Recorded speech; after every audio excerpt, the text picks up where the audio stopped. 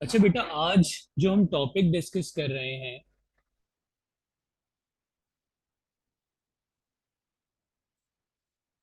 आज हम डिस्कस करेंगे मैट्रिसेस एंड डिटर्मिनेंट। और ये वाला टॉपिक जो है वो बहुत ही इम्पोर्टेंट है एंट्री टेस्ट की प्रिपरेशन के लिए। अच्छा बेटा, मुझे ये बताएं कि आप लोगों को स्क्रीन नज़र आ रही है और आवाज़ आ रही है? जी सर, आ रही है आवाज। चलें, ठीक है। अच्छा देखिए, मैट्रिसेस और डिटर्मिनेंट ये टेस्ट के लिहाज से जो है वो बहुत ही ज़्यादा अहम टॉपिक है। ठीक है। अच्छा, मैट्रिसेस की जब हम बात करते हैं तो मैट्रिसेस बेसिकली होता है एक रेक्टेंगुलर अरे। ठीक है। जिसमें कुछ नंबर्स मौजूद होते हैं, एंट्रीज मौजूद होती हैं। तो बहुत ज़्यादा डिटेल में मैं नहीं जा रहा हूँ क्योंकि ये सारी चीज़ें आपकी पढ़ी हुई हैं। तो मैट्रिक्स में जो चीज़ें यहाँ पर आपके पास मौजूद होती हैं।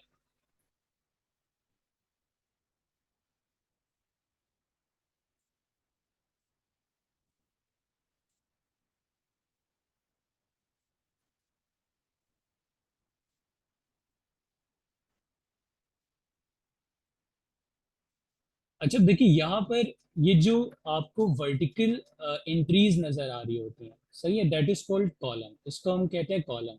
जो A11 है, A21 है, A31 है, ये क्या है? ये कॉलम है, फर्स्ट कॉलम है। और ये सेकंड कॉलम है, ये थर्ड कॉलम है। और इसी तरीके से जो हॉरिजेंटल एंट्रीज आपको नजर आती हैं, उनको हम रॉस कहते हैं। ठीक है, इस तरह से जो आपको एंट्रीज नजर आ रही हैं, दैट इज रॉस। ठीक है, ये रॉज है। और वर्टिकली जो आपको नजर आ रही है, दिस इज कॉलम। ठीक है। तो इसमें तीन कॉलम्स और तीन रॉज मौजूद हैं। तो सबसे पहले हम बात करते हैं कि ऑर्डर ऑफ मैट्रिक्स क्या होता है। तो ऑर्डर ऑफ मैट्रिक्स क्या होता है? m into N. जहां पर m क्या होता है? m is number of rows, इसमें कितने रॉज मौजूद हैं आपके पास मैट्रिक्स में। और n is number of columns, कि आपके पास कितने कॉलम्स मौजूद हैं। तो यहां पर मुझे देख के बताएं कितने रॉज मौजूद हैं यहाँ पर। 1 2 3। ठीक है, और कितने कॉलम्स हैं? 1 2 3। तो इसका मैं ऑर्डर कह सकता हूँ कि जो ये वाला मैट्रिक्स मौजूद है, इसका ऑर्डर क्या है? 3 into 3।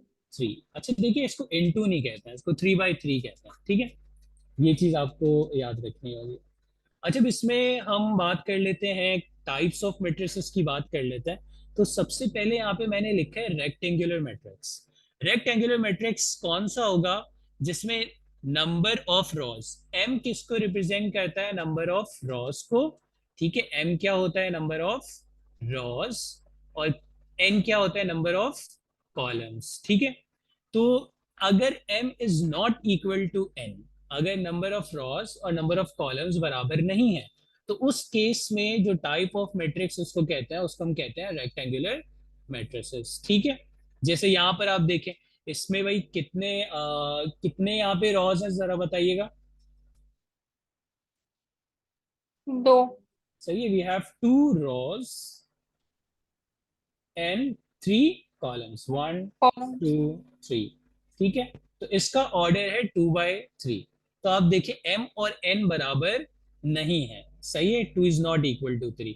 अब यहाँ पर अगर आप देखें तो 3 रॉज है, फर्स्ट सेकेंड एंड थर्ड। और फिर यहाँ पे कॉलम्स अगर हम देखें तो फर्स्ट एंड सेकेंड, दो कॉलम्स है, 3/2। तो इसमें number of rows and number of columns are not equal. ठीक है, तो इस तरह के मैट्रिक्स को हम कहते हैं रेक्टेंगुलर मैट्रिक्स। फिर उसके बाद हमारे पास है यहाँ पर नेक्स्ट टाइप, रेक्टेंगुलर में ही रॉ मैट्रिक्स। रॉ मैट्रिक्स क्या होगा? एक ऐसा मैट्रिक्स जिसमें सिर्फ और सिर्फ एक रॉ मौजूद हो, उसको हम कहते हैं रॉ मैट्रिक्स। ठीक है। तो इसका ऑर्डर क्या होगा? m into N. m जो रिप्रेजेंट करता है वो नंबर ऑफ रॉज है, नंबर ऑफ रॉज 1 होगा। ठीक है, तो 1 इंटू n। तो अगर एक रॉ है और नंबर ऑफ कॉलम्स के बारे में कुछ नहीं बताया है कि वो दो भी हो सकता है, तीन भी हो सकता है, चार भी हो सकता है। ठीक है, वो कुछ भी हो, बट नंबर ऑफ रॉज उसमें 1 होने चाहिए। तो अगर नंबर ऑफ रॉ 1 है, तो उसको हम कहते हैं रॉ मैट्रिक्स। एग्जाम्पल यहाँ पर देख लें, इसमें कितने रॉ है? एक ही रॉ है। सही है, उस रॉ की एंट्रीज है 5 8 एंड 9। लेकिन अगर हम कॉलम्स की बात करते हैं तो यहाँ पर तीन कॉलम्स है, first column, second column and third column. ठीक है, तो कॉलम इसमें तीन है, तीन हो या दो हो या चार हो उससे कोई फर्क नहीं पड़ता। हाँ, नंबर ऑफ रॉज एक ही होने चाहिए, नंबर ऑफ रॉ एक ही हो। ठीक है, तो इस वाले में हम देख रहे हैं कि भाई एक रॉ है तो उसको हम कहते हैं रॉ मैट्रिक्स। तो और इसी तरीके से फिर सेकेंड टाइप पर भी आ जाते हैं कॉलम मैट्रिक्स। कॉलम मैट्रिक्स क्या होगा, उसमें जाहिर सी बात है कॉलम एक होगा, तो m इंटू वन, एन होता है नंबर ऑफ कॉलम्स, तो m इंटू वन है तो उसको हम कॉलम मैट्रिक्स कहते हैं। यहाँ पर देखिए कितने कॉलम्स मौजूद है, जस्ट एक ही कॉलम है, रॉ जितने भी हैं उससे कोई हमें कंसर्न नहीं है, तो इसको हम कहते हैं कॉलम मैट्रिक्स। ठीक है, तो ये दो आ गई हमारे पास टाइप रेक्टेंगुलर मैट्रिक्स में। अच्छा, अब हम बात करते हैं स्क्वायर मैट्रिक्स। सबसे ज्यादा यही वाला मैट्रिक्स आपको दिखेगा, स्क्वायर मैट्रिक्स। स्क्वायर मैट्रिक्स कौन सा होगा, जिसमें m इक्वल्स टू n हो। ठीक है, ये चीज नजर आ रही है आपको, जिसमें m इक्वल्स टू n होगा वो होगा हमारे पास स्क्वायर मैट्रिक्स।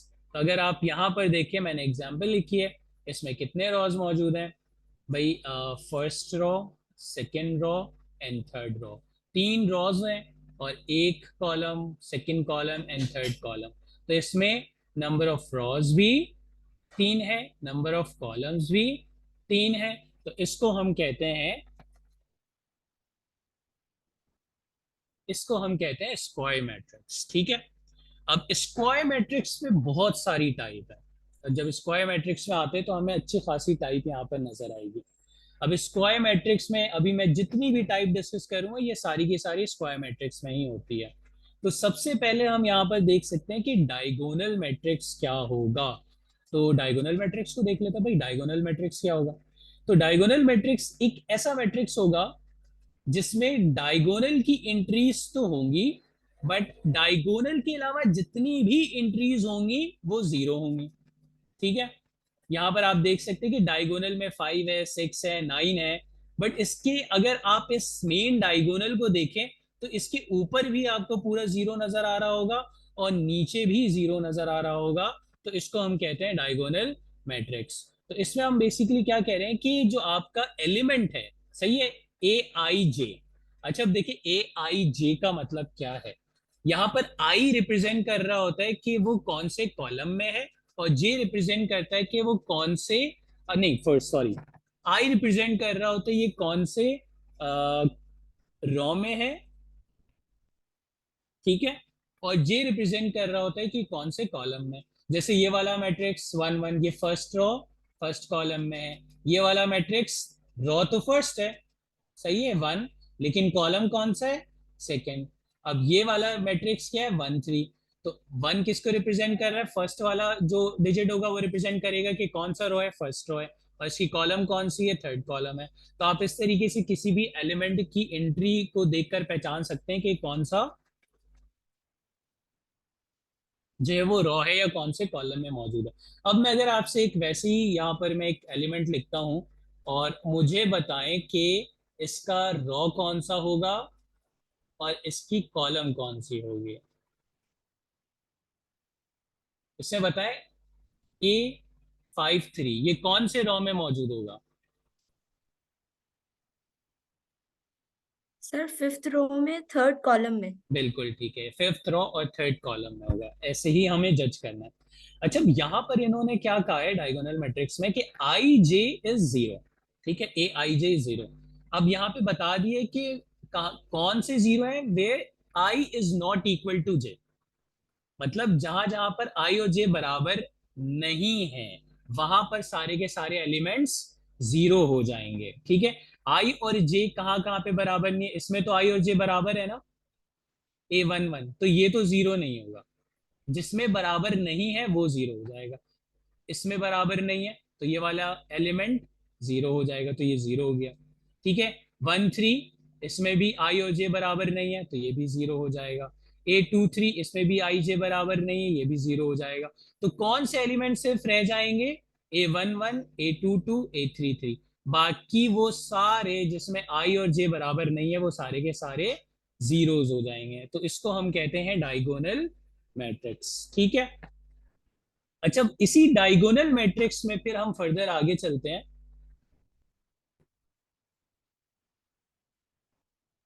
ठीक है, डायगोनल मैट्रिक्स में ही हम आगे चलते हैं। तो एक ऐसा डायगोनल मैट्रिक्स, ठीक है, स्केलर मैट्रिक्स की अब हम बात कर रहे हैं। तो स्केलर मैट्रिक्स क्या है? एक ऐसा डायगोनल मैट्रिक्स है, अ diagonal matrix whose all diagonal entries are identical, जिसकी जो डायगोनल एंट्रीज हो वो क्या हो? आइडेंटिकल हो। जैसे यहां पर ये जो डायगोनल एंट्रीज थी ये आइडेंटिकल नहीं थी, तो अगर 5 के बाद 5 आ जाए फिर 5 आ जाए तो दे आर आइडेंटिकल्स, ठीक है। तो यहां पर डायगोनल मैट्रिक्स तो होना चाहिए, लेकिन डायगोनल मैट्रिक्स की जो डायगोनल एंट्रीज हैं वो आइडेंटिकल होने चाहिए। तो यहां पर अगर आप देखें ये आइडेंटिकल हो गया, तो इसको हम कहते हैं स्केलर मैट्रिक्स, ठीक है। और फिर इसमें ही हमारे पास थर्ड टाइप आ जाती है यूनिट मैट्रिक्स, ठीक है। डायगोनल मैट्रिक्स है, इसमें भी यूनिट मैट्रिक्स क्या है भाई? ये भी डायगोनल मैट्रिक्स है।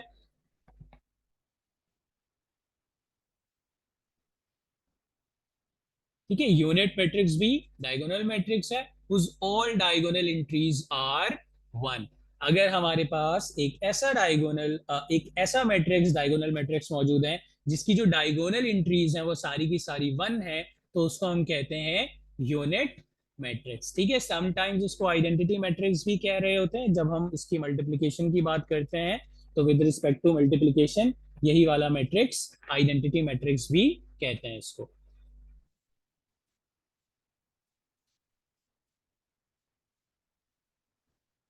अब इसमें और भी टाइप है, ट्राइंगुलर मैट्रिक्स हम किसको कहते हैं जरा उसको भी समझ लेते हैं।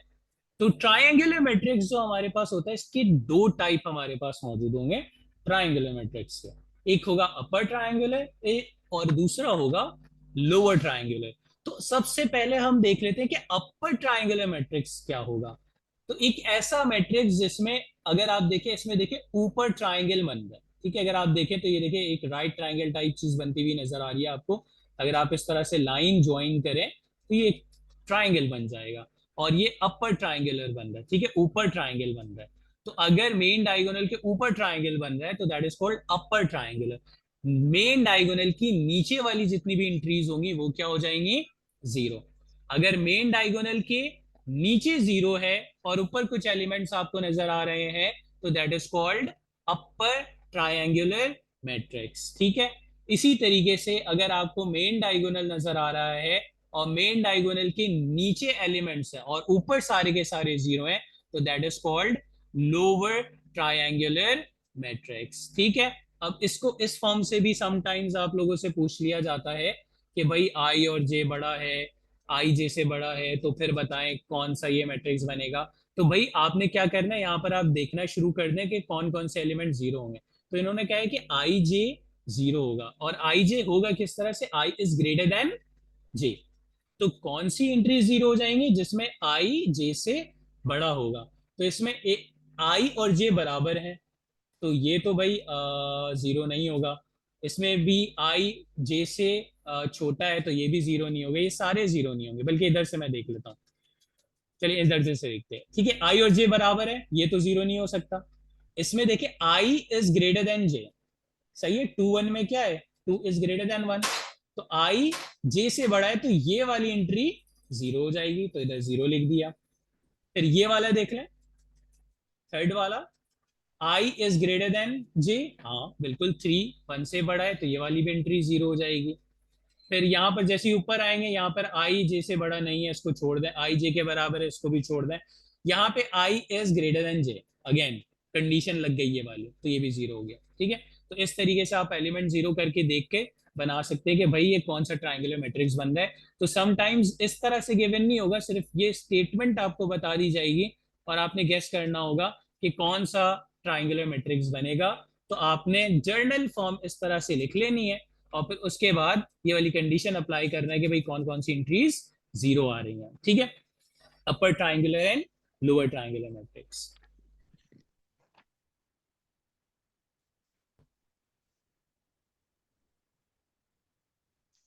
अब इसमें हम एक और मैट्रिक्स की बात कर लेते हैं, नल मैट्रिक्स। नल मैट्रिक्स एक ऐसा मैट्रिक्स है कि ये ट्राइंगुलर मैट्रिक्स, बल्कि ट्राइंगुलर तो छोड़ेगी, ये सब तो नहीं होगा, ये कोई भी रेक्टेंगुलर मैट्रिक्स हो, स्क्वायर मैट्रिक्स हो, कॉलम मैट्रिक्स हो, रॉ मैट्रिक्स हो, अगर उस मैट्रिक्स की सारी एंट्रीज जीरो है, ठीक है। क्या लिखा हुआ है? Any matrix whose all entries are zero. अगर सारी एंट्रीज जीरो हैं तो वो नल मैट्रिक्स होगा। फॉर एग्जाम्पल आपने लिखा 0 0 0, ये रॉ मैट्रिक्स है, ठीक है, लेकिन ये नल मैट्रिक्स होगा। आपने एक स्क्वायर मैट्रिक्स लिख दिया 0 0 0 0, 2 by 2 का स्क्वायर मैट्रिक्स लिख दिया, सारी एंट्री जीरो है, नल मैट्रिक्स है। तो कोई भी रेक्टेंगुलर मैट्रिक्स हो, कॉलम मैट्रिक्स हो, रॉ मैट्रिक्स हो, स्क्वायर मैट्रिक्स हो, ठीक है, इनमें से किसी भी टाइप का मैट्रिक्स हो जिसमें number of rows and columns हम देख रहे होते हैं, बस सारी एंट्रीज जीरो होनी चाहिए। अगर सारी एंट्रीज जीरो हो गई तो उसको हम कहते हैं नल मैट्रिक्स, ठीक है। अच्छा, फिर लास्ट ये वाली चीज तो ज्यादातर बच्चों को पता होती है, सिंगुलर मैट्रिक्स क्या होते हैं। डिटर्मिनेंट अगर हम निकालते हैं और डिटर्मिनेंट अगर जीरो आ जाता है तो उसको हम कहते हैं सिंगुलर मैट्रिक्स। तो यहां तक टाइप ऑफ मैट्रिक्स में आप लोगों को कोई कंफ्यूजन है तो जरा बताएं। ये क्लियर है?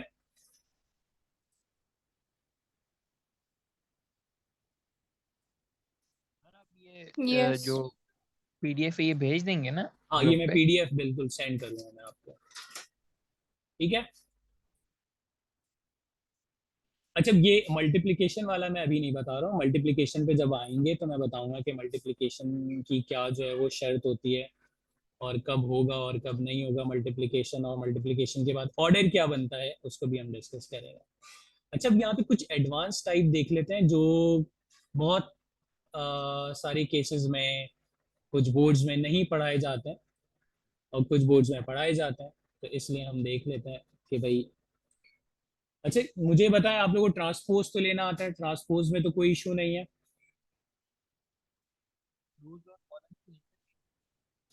सॉरी, रूल एंड कॉलम को इंटरचेंज करते हैं। बिल्कुल बिल्कुल बिल्कुल सही है। जो फर्स्ट रो है फर्स्ट कॉलम बन जाता है, या फर्स्ट कॉलम फर्स्ट रो बन जाता है, दैट इज कॉल्ड ट्रांसपोज, ठीक है। अच्छा, मैं इसमें बहुत ज्यादा इसी एग्जांपल से सारी चीजें मैं नहीं बता रहा हूँ वरना हमारा लेक्चर बहुत लंबा हो जाएगा।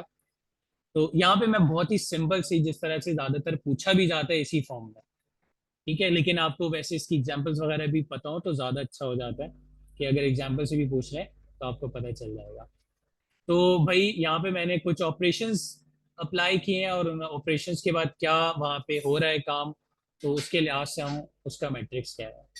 लाइक अगर आप एक मैट्रिक्स पे ऑपरेशन कौन सा अप्लाई कर रहे हैं, ट्रांसपोज का, ठीक है। मैट्रिक्स पे आप ऑपरेशन अप्लाई कर रहे हैं ट्रांसपोज का, और ट्रांसपोज का ऑपरेशन अप्लाई करने के बाद,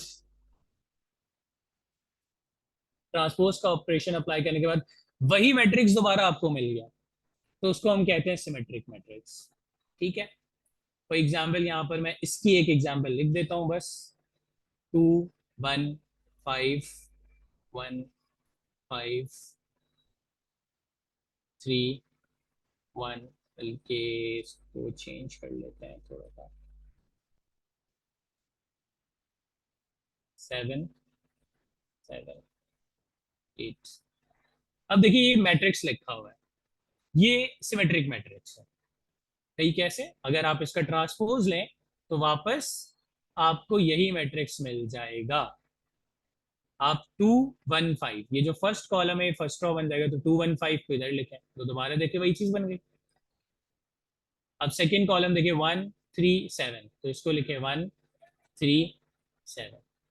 फिर थर्ड कॉलम देखे भाई 2 7 8, तो 2 7 सर 8। ये ट्रांसपोज एक नहीं है सेकेंड एक इसका। सेकेंड एक सेकेंड एक सेकेंड एक सेकेंड, क्या किया,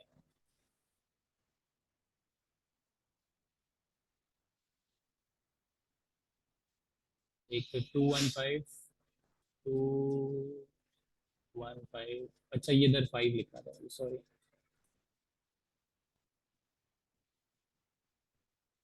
इधर आएगा 5,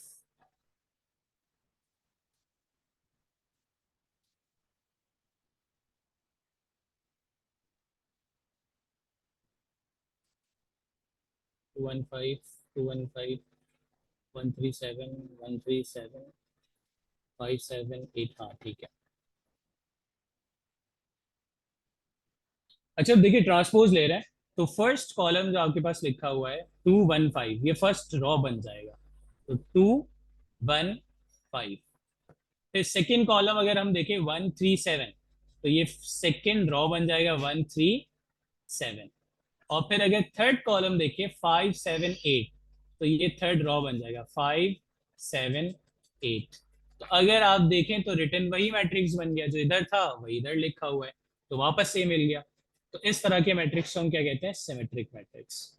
और यही अगर आपको रिटर्न सेम मैट्रिक्स नहीं मिल रहा, सही है, आप जब माइनस का ए निकालेंगे तब आपको सेम इक्वल चीज मिल जाएगी, तो उसको हम कहते हैं स्क्यू सिमेट्रिक। ठीक है, मतलब यहाँ पर क्या है, आपने ट्रांसपोज लिया, मैट्रिक्स ए के बराबर नहीं आया बल्कि नेगेटिव ए के बराबर आ गया, तो स्क्यू सिमेट्रिक। अच्छा, ये दोनों है हमारे पास जब आपकी एंट्रीज जो है वो रियल होती हैं। ठीक है, ये वाले दो मैट्रिक्स रियल एंट्रीज के लिए। फिर उसके बाद हम बात करते हैं हार्मिशियन मैट्रिक्स एंड स्क्यू हार्मिशियन मैट्रिक्स। अच्छा, इनकी जो एंट्रीज होंगी वो होंगी कॉम्प्लेक्स नंबर। ठीक है, अब देखिए कॉन्जुगेट की जब हम बात करते हैं ना, तो कॉम्प्लेक्स नंबर की बात करते हैं। लाइक अगर आपके पास कहीं पे लिखा हुआ है 3 + 2 आयोटा, इसका कॉन्जुगेट क्या होगा?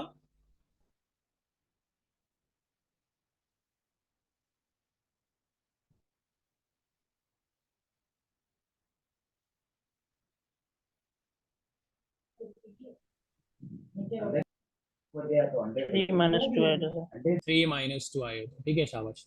ठीक है, तो इसका कॉन्जुगेट हमारे पास होगा 3 - 2 आयोटा। तो ये हम बात करते हैं कॉम्प्लेक्स नंबर्स के लिए। तो इस वाले पार्ट में क्या हो रहा है, इस वाली टाइप में क्या हो रहा है कि आप पहले मैट्रिक्स से क्या ले रहे हैं, कॉन्जुगेट। ये बार लिखने का मतलब क्या है, कॉन्जुगेट। जितनी भी एंट्रीज मौजूद है मैट्रिक्स में, जितनी भी एंट्रीज मौजूद है, आप उनका कॉन्जुगेट लें। मतलब अगर कोई एंट्री क्या है, 3 + 2 आयोटा कॉम्प्लेक्स नंबर्स मौजूद होंगे या इमेजिनरी नंबर मौजूद होगा, सही है, तो आप क्या करेंगे, उसका कॉन्जुगेट लेंगे। कॉन्जुगेट लेंगे और ट्रांसपोज करेंगे, दो ऑपरेशंस अप्लाई हो रहे हैं। ठीक है, यहां पर कितने ऑपरेशंस अप्लाई हो रहे हैं, दो ऑपरेशंस अप्लाई हो रहे हैं। कॉन्जुगेट भी लेना है, फिर कॉन्जुगेट लेने के बाद फिर सेकेंड स्टेप पे आप ट्रांसपोज लेंगे। फर्स्ट स्टेप में कॉन्जुगेट लेंगे, सेकेंड स्टेप में ट्रांसपोज लेंगे। और अगर ये दो काम करने के बाद वापस आपको पुराना मैट्रिक्स मिल जाता है, तो उसको हम कहते हैं हार्मिशियन मैट्रिक्स। ठीक है, फिर अगली जो है वो टाइप क्या है हमारे पास, कि वही दो ऑपरेशन अप्लाई कर रहे हैं, कॉन्जुगेट लेना है और ट्रांसपोज लेना है। ठीक है, पहले कॉन्जुगेट लेंगे फिर ट्रांसपोज लेंगे। सर। हाँ बोले। सर वो सेम तो नहीं आएगा, कंजुगेट लेंगे हम तो जो प्लस वाले उसको सारे माइनस कर देंगे तो नहीं वो नहीं सारे माइनस में चले जाएंगे ना। नहीं नहीं, देखिए इसमें इसमें ऐसा जरूरी नहीं है। आपको मैं भी यहाँ पे कोई एग्जांपल दिखा रहा नहीं हूँ, वैसे मैं यहाँ पे चले आपको एग्जांपल सर्च करके बता देता हूँ।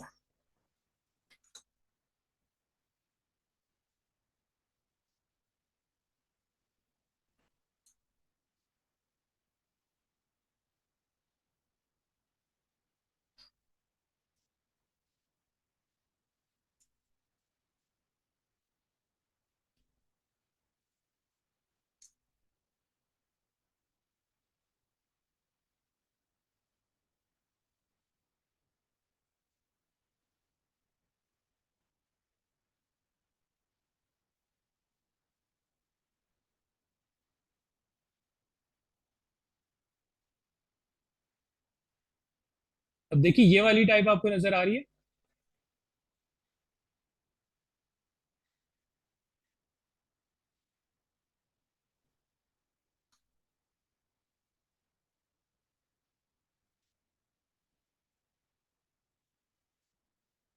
नहीं सर।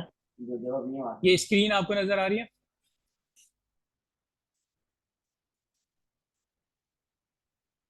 No 3, sir.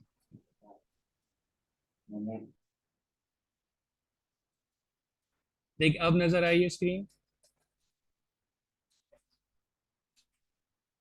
अच्छा एक minute, sorry sorry sorry, screen sharing पे नहीं हुआ हुआ था।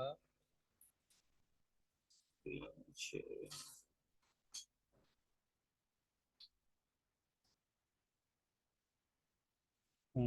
सॉरी, दरअसल मैंने वर्ड शेयर किया हुआ था। अब देखिए स्क्रीन नजर आ रही है आपको। Yes sir. हाँ जी जी सर, आ रही है। आ रही है।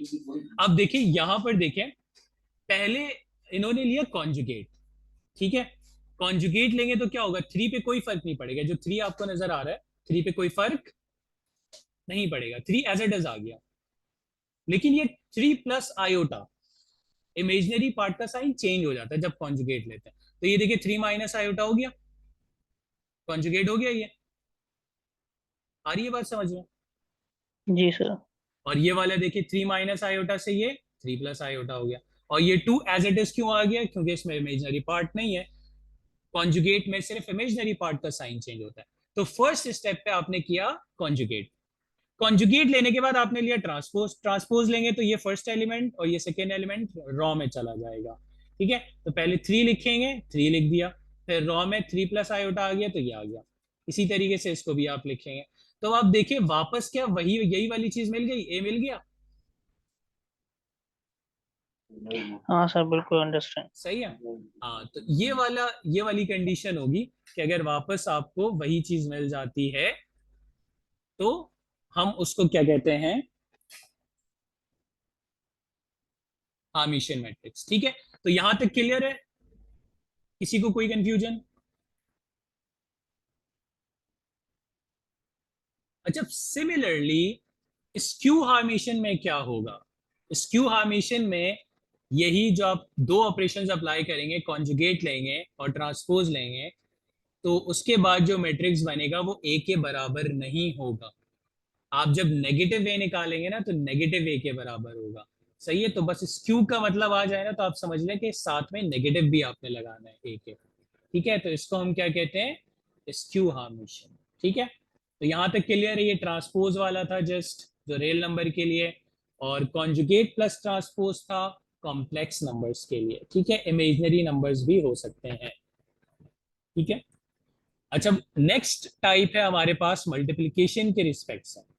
अब ए स्क्वायर का मतलब क्या है, ए इंटू ए। अगर आप ए स्क्वायर निकाल रहे हैं ना,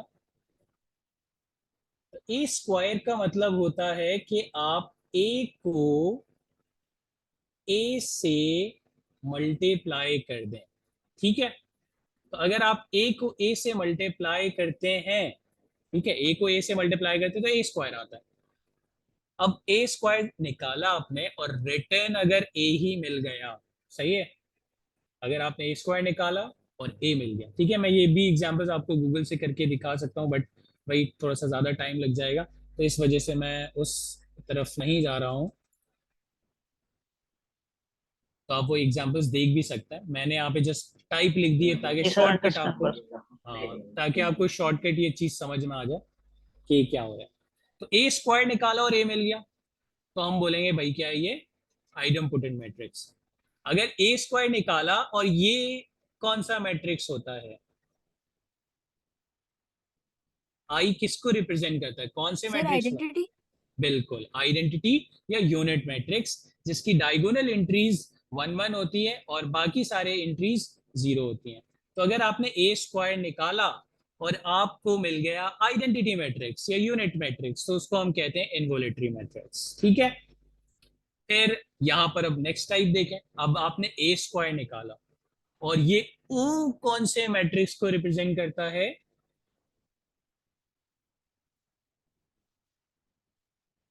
ओ कौन से मैट्रिक्स को रिप्रेजेंट करता है, बता दे बेटा।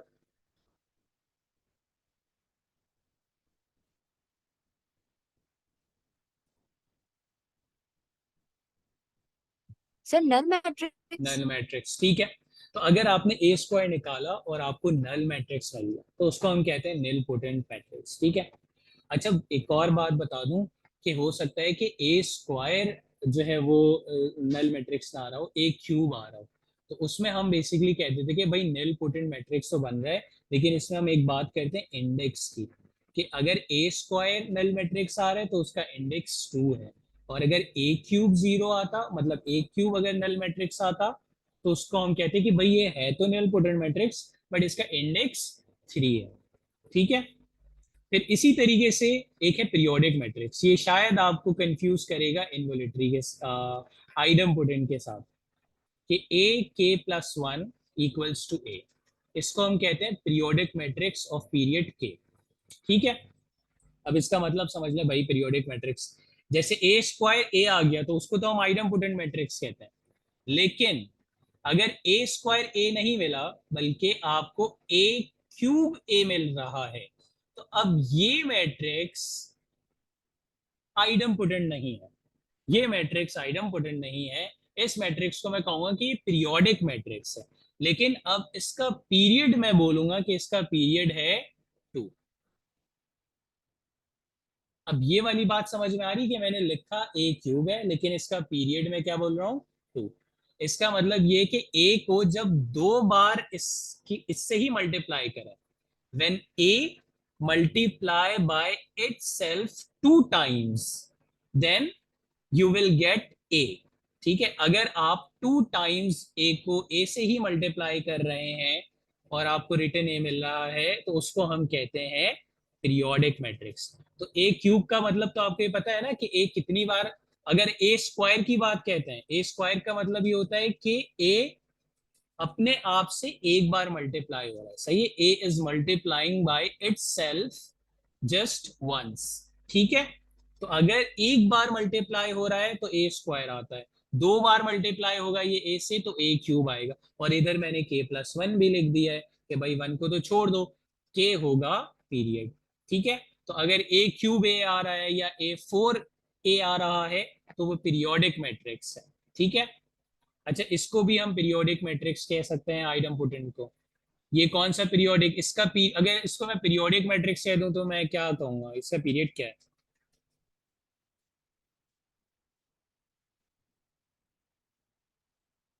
आइडम्पोटेंट matrix is also periodic matrix of period 1। ठीक है, अच्छा यहां तक कोई कंफ्यूजन, क्लियर है ये? ठीक है, आगे चलते हैं।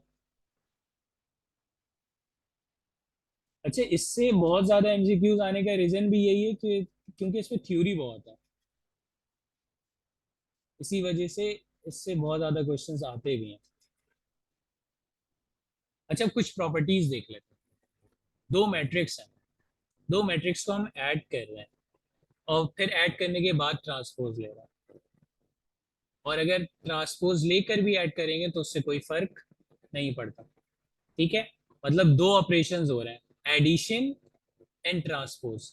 तो आप कौन सा ऑपरेशन पहले अप्लाई करते हैं उससे कोई फर्क नहीं पड़ता, आप पहले ट्रांसपोज लें फिर ऐड करें, या पहले ऐड करें फिर ट्रांसपोज लें, कोई फर्क नहीं पड़ता, सेम चीज आपको मिलेगी।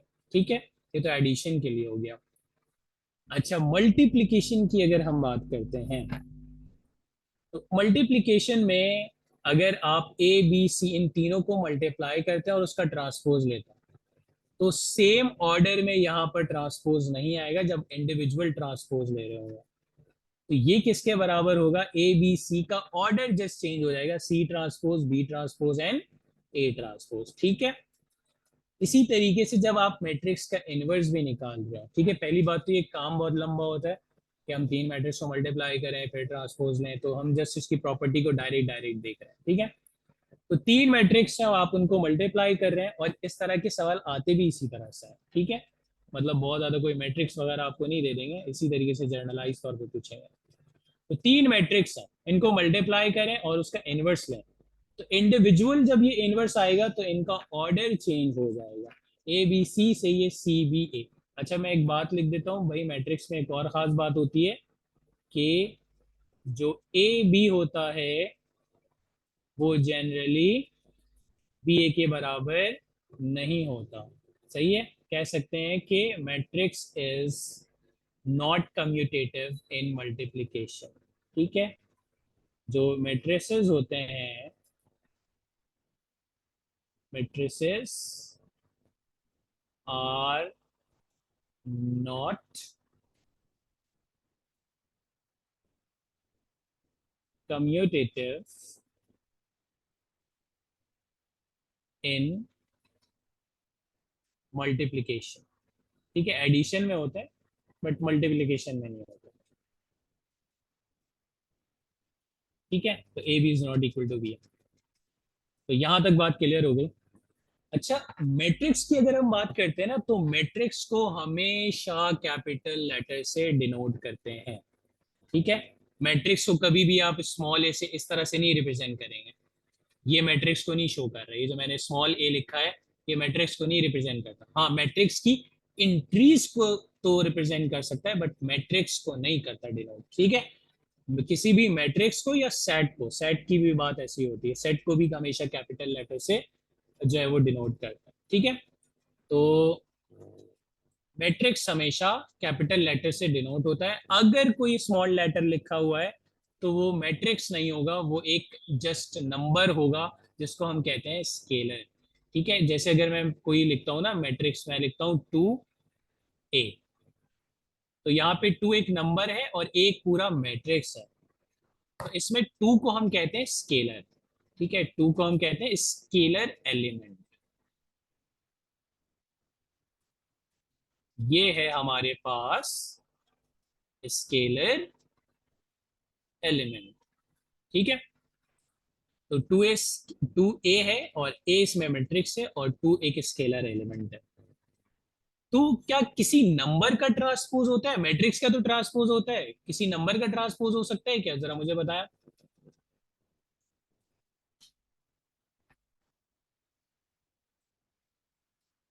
राजेश आप बताएं। जी सर, मुझे आवाज नहीं आ रही है। किसी नंबर का ट्रांसपोज हो सकता है क्या? हम्म, हाँ सर, नंबर का हाँ ओनली वन नंबर हाँ, बस एक नंबर है, ट्रांसपोज होगा क्या इसका? होगा तो मतलब सेम ही आएगा ना सर, बात तो एक ही है। अच्छा चलिए ठीक है, अब मैं इसको क्लियर कर देता हूँ। हाँ, मैट्रिक्स में एक एंट्री है तो उसका ट्रांसपोज लेंगे तो वही चीज बन जाएगी, बट नंबर, अगर नंबर है ना, नंबर का ट्रांसपोज नहीं होता। ट्रांसपोज सिर्फ और सिर्फ मैट्रिक्स का होता है। ट्रांसपोज किसका होता है? सिर्फ हाँ मैट्रिक्स का, six का। ठीक है। ये जो ट्रांसपोज वाला ऑपरेशन है, ठीक है, जो ट्रांसपोज वाला ऑपरेशन है, ये सिर्फ और सिर्फ मैट्रिक्स में होता है, ठीक है। अच्छा, अभी ये मीटिंग खत्म, थोड़ी सी क्योंकि मैं जर्नल वाला बिल्कुल यूज कर रहा हूँ, तो जूम अभी मीटिंग जैसे ही ये खत्म होती है ना, ये बंद हो जाएगी, तो आपको दोबारा रीज्वाइन करना होगा, ठीक है। जी जी। ठीक है, तो मैट्रिक्स का ट्रांसपोज होता है, नंबर का ट्रांसपोज नहीं होता। ये जो ट्रांसपोज वाला ऑपरेशन है ये सिर्फ और सिर्फ मैट्रिक्स में अप्लाई होता है, ठीक है। तो यहां पर ये जो चीज लिखी हुई